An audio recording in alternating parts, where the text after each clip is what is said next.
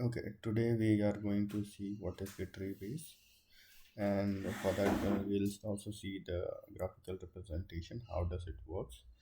We have a website called Git Learning Branching. So if you search for that, you'll see this website. Once you open this, there will be two panels. One will be command, and other will be the graphical representation. Here you can run your commands, and here you can see what is happening.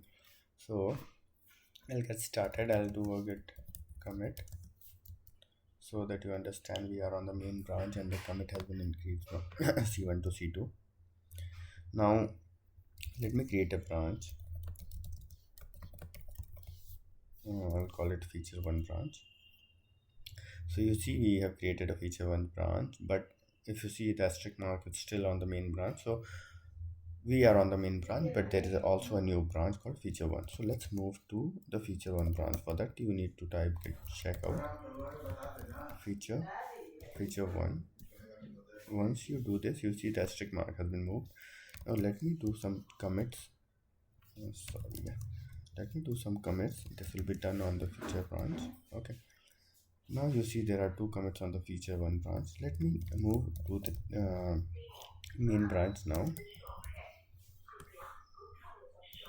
So you see asterisk mark has been moved to main branch. Now I'll commit the changes. Let's do one more commit. If you see, there are two commits on the main branch and there are two other commits on the feature branch. Now rebase is something where you take these two commits on your feature branch so that while you merge later on, you don't see the conflict. So for that you need to move to the main branch, feature branch. So git checkout feature.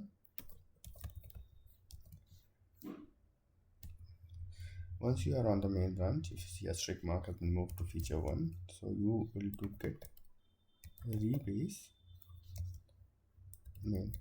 You just see the visualization what will happen.